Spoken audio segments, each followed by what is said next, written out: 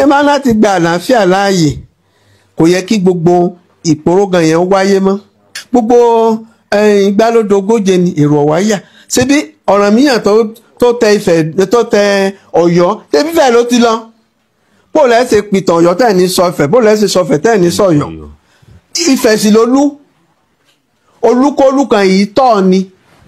ẹnìkan yìí gbá yẹkẹtẹ kó tó erin èyàn yìí gbá yẹkẹtẹ kó tẹ́fọ̀n olúkólú kan ò tọ́ ni pàṣípàánù ọ̀dà nígbà téèyàn wà lórí ojópo tí ò tí ì pọ̀dún kan tí ò tí ì pọ̀sùn mẹ́fà ṣé wàhálà ló yẹ kó máa fà gbogbo tó yẹ kó jẹ wọ́n lógún bí eku ó ṣe máa ké bí eku tẹ́já ó máa ké bí ẹja tí òde ìlú ó tòrò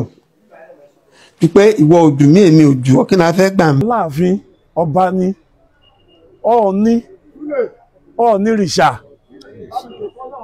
Ọọ̀ni rìṣà náà pé àmọ́ Aláàfin wọ́n ní igbákejì òrìṣà èèyàn tó ń pè ní òrìṣà ṣé kò ju igbákejì lọ. àwọn àgbà kan ni wọ́n sọ wọ́n ní àgbà òní wà lọ́jà kí orí ọmọ tuntun ó wọ̀ olóyè Fáyẹmí Ẹlẹ́bùbọn náà ti jáde nítorí ọ̀rọ̀ ikú bàbá yèyé tó ń ti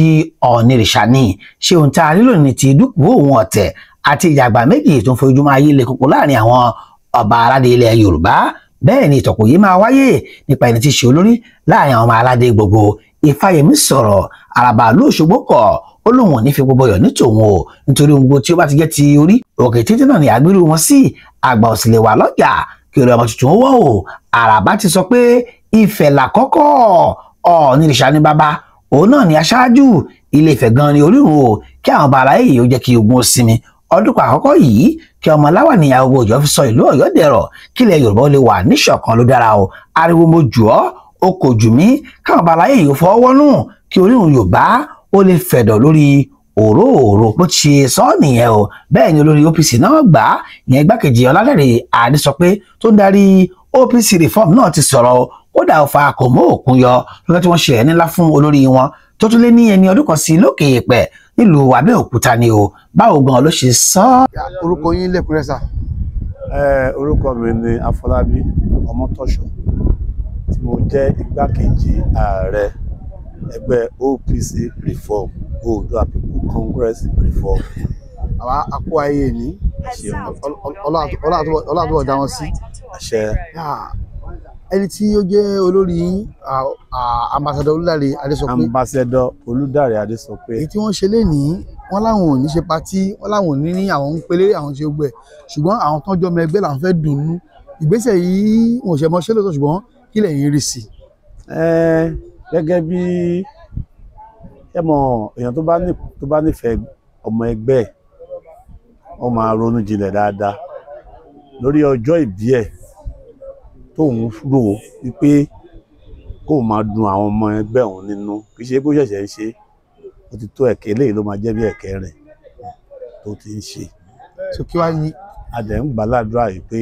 bí Ọlọ́run ṣe ń ràn lọ́wọ́ Ọlọ́run ní padà lẹ́yìn ẹ̀ Ọlọ́run á dún máa dúró tì torí pé gbogbo àwọn ọmọ ẹgbẹ́ tí wọ́n gba kínní fún ìlọsíwájú iṣẹ́ wọn àwọn náà wọ́n máa gbàdúrà fún president wọn kí àpò ẹ̀ kó má ṣe kínní kó má ṣòfò. mo ló fi lè ṣe àfikún fún gbogbo àwọn alágbára àwọn tó ní owó lọ́wọ́ láti máa ṣe ìrànlọ́wọ́ fún àwọn tó bá mọ̀ pé ó yẹ káwọn ṣe fún nítorí pé olórí ẹgbẹ́ OPC reform tó ń ṣerú eléyìí ó rò àròjinlẹ̀ ni ló fi ń ṣe fún gbogbo àwọn ọmọ ẹgbẹ́ bó bá tiẹ̀ jẹ́ pé 10 naira ní àbí 20 naira ló ń yọ jáde tó ń fún wọn olóyè tó jẹ́ ó dẹ̀ ń gbàládùra ibi tó ti mú Ọlọ́run á máa fi ọ̀pọ̀ ẹ̀ á máa fi rọ́pò. bàbá lára àwọn tí wọ́n jẹ́ stakeholder tá a máa ń sọ nípa ìran Yorùbá ẹgbẹ́ yín wà ńbẹ̀ ẹ̀yin náà wà ńbẹ̀ èyí tó wá ń ṣẹlẹ̀ láàrin àwọn ọba aládé ilẹ̀ Yorùbá lónìí èmi jọ òjù mí kí lẹ fẹ́ sọ lórí ọ̀rọ̀ Aláàfin àti Ọọ̀ni Ilé Ifẹ̀. ẹ ṣe rí ọ̀rọ̀ Aláàfin àti àrólé Oòduà nífẹ̀ẹ́ ṣe rí àwọn èèyàn gbogbo nǹkan tó ń ṣẹlẹ̀ àwọn èèyàn ló ń kọ̀ sí ẹ̀ kì í ṣe pé àwọn ọba yẹn gangan ló ń ṣe é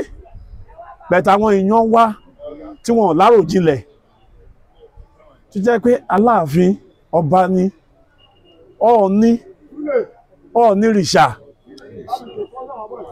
rìṣà náà pé àmọ́ Aláàfin wọ́n ní igbákejì òrìṣà èèyàn tó pè ní òrìṣà ṣé kò ju igbákejì lọ. èèyàn tó pè lórìṣà bẹ́ẹ̀ ni ṣé kò ju igbákejì lọ ó jù lọ Ọọ̀ni rìṣà náà pé Ọọ̀ni òrìṣà àrólé Oòduà tí a dẹ̀ wá ní Aláàfin igbákejì òòṣà ó kò ní pé à ń fa kínní ìdí ẹni à ń gbà bí ẹni gbàgbọ́ ọtí ó yẹ kó ti yó gbogbo wa bẹ́jà bá sọ lódò àmọ̀ye tó tó bàbá wa Ẹlẹ́bùrú Ìbọn ó ti sọ̀rọ̀ ó sọ̀rọ̀ lóríṣiríṣi torí àwọn yẹn mọ ìtàn wọ́n ti pa ìtàn lóríṣiríṣi bẹ́ẹ̀ kò ṣe kò yẹ kí eléyìí kó jẹ́ nǹkan kan tí wọ́n máa dá gbọ́n mi sí omi òtó láàrin ilẹ̀ Yorùbá nítorí pé nǹkan tá a ní ìdíkan lásìkò yìí nìyẹn kan tó ń ṣe wá nílẹ̀ Yorùbá ló yẹ káwọn ọba ìkan ṣe kí ni kán mójútó àmọ́ wọn ò mójútó èmi ojú ẹ̀ ìwọ̀n ojú mi náà làwọn òsàn gbé wọn làwọn ń gbé káàkiri ẹlòmíì máa bọ́ sórí TikTok á ní ọba àgbà ojú ọ̀pọ̀ ṣé èèyàn ló kù wá kù nílẹ̀ Yorùbá ni ní àwọn ìlú lóríṣiríṣi àríbi náà ti ń jí odindi ọba tó ń jí gbé. èyí tó ti ń ṣẹlẹ̀ ń Kwara lásìkò yìí ń kọ́. ní Kwara lásìkò yìí sì náà ẹ wù wọ́n lé àwọn èèyàn kúrò nílùú ìlú tí ò ṣe 5 tí ò ṣe 10 tí ó jẹ́ ìlú ẹ̀ ti pẹ́ sí sínsìn. báyìí. bẹ́ẹ̀ ni táwọn Fúlàní ti lé wọn kúrò wọ́n dẹ̀ ń sọ pé àwọn fẹ́ gbalẹ̀ Yorùbá bẹ̀ẹ́ Ọlọ́run ní fún wọn ṣe tásìkò bá tó gbogbo wọn lè máa fi ẹnu fẹ́ra bí abẹ̀bẹ̀ torí ibi tó ti wá wọn máa padà síbẹ̀. gẹ́gẹ́ bí ẹgbẹ́ Àjàǹgbara kí lẹ̀yin ń ṣe kí lẹgbẹ́ yín ń ṣe lásìkò yìí. gẹ́gẹ́ bí ẹgbẹ́ Àjàǹgbara wa àwa ò ṣẹ̀ṣẹ̀ ń ṣe a ti ṣe káàkiri ìlú Ìkòròdú ńgbà tó ń dúnmọ̀ wọn àwa la lọ síbẹ̀. OPC reform. bẹ́ẹ̀ ni OPC reform ló lọ bẹ̀ nígbà tó ń gbé ọba wa Oníbà nílùú Èkó àwa la sọ fún àwọn tó ṣe gbé tó bá kọjá ọjọ́ báyìí tí wọn bá release ọba yẹn kọjọ́ yẹn tó pé adẹ̀dúgbẹ́ lọ wọ́n release ọba yẹn so oríṣiríṣi nǹkan tá a ti ṣe táwa ẹgbẹ́ OPC reform tá a ti ṣe àdẹ̀ tí ìdákẹ́ àmọ́ a kàn ń rọ àwọn èèyàn wa nílẹ̀ Káàárọ̀ Oòjíire tí wọ́n nífọ̀n tí wọ́n lè kọ́ná nítorí pé gbogbo nǹkan tá à ń ṣe omi ara wa ẹ̀jẹ̀ ara wa là ń ṣe kí ni òun là ń fún la fi ń ṣe a ní ìdí tábárí náà rọ́wọ́ láti ọ̀dọ̀ wọn gbogbo nǹkan tá à ń sọ yóò ní ṣẹlẹ̀ mọ́ kò ní ṣẹlẹ̀ mọ́ àmọ́ àti ìrànlọ́wọ́ yẹn tábárí ìrànlọ́wọ́ gbogbo ẹ̀ á ṣe kí ni adópin. àdúpẹ́ orúkọ ilé ẹ̀kọ́ sà. orúkọ mi ni Afọlábí Ọmọ́tọ̀ṣọ́ tí mo jẹ́ igbákejì ààrẹ ẹgbẹ́ OPC reform ní abẹ́ Olúdáre Adésọpé. Alore TV nílé nílé òkúre ẹ máa wò ó ètò tó kọ́ni lọ́gbọ́n Alore TV nílé nílé òkúre ẹ máa wò ó ètò tó kọ́ni lọ́gbọ́n ètò tó